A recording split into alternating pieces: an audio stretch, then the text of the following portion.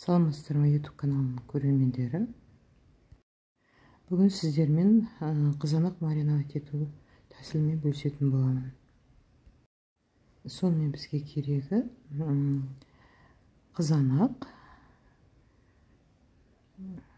орташа көлемде қызанақтар, қызыл бұрыш, лавр жапырағы, душиз, гвоздика, жерде сарымсақ, тәтті бұрыш, болгар, ақ желкен, райхан, желкен керек бізге, сонымен қант, тұз, осыларды қосып мариновать етеміз. Бізге бірінші банкілерімізді стерилизовать етіп алу керек. Бірінші қақпағымызды, банкімізді стерилизовать етіп аламыз. Содан кейін барып жаймендеп сала бастаймыз. Бірінші сарымсақты 3 штуктан салдым. Райхан салдым.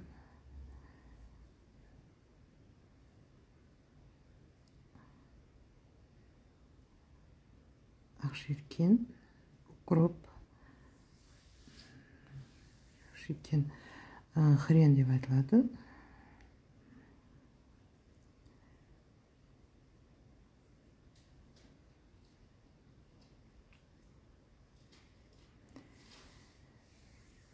Қызыл бұрыш мен бір гана штуктан салдым.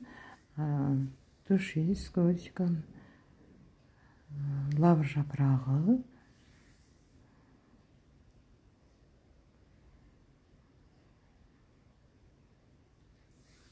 4 штуктан салдым. Бір данадан бөліп тәтті болгар бұрышын салдым. Үстіне қызанағымызды нығыздап салып, қайнап тұрған суымызды құятын боламыз.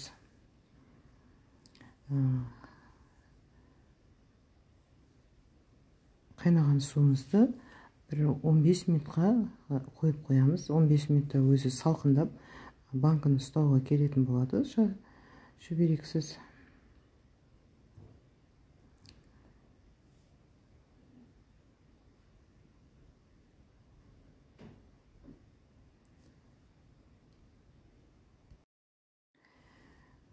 Арнайы қақпағымызды жауып, банка су салқындап қалған. Қазір осылай бәрін құйып алатын боламыз. Осы құйып алған суымызды тағы бір қайнатып, үстіне құйып жабатын боламыз. Оған жөрі бір қасықтан тұз,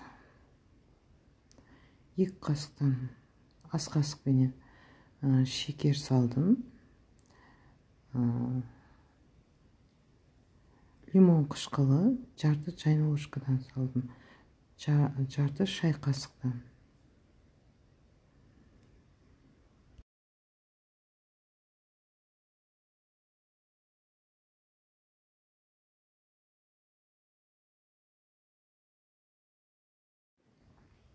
Міне осылай бәріне жаңа қайта қайнатылған су үстіне құйып,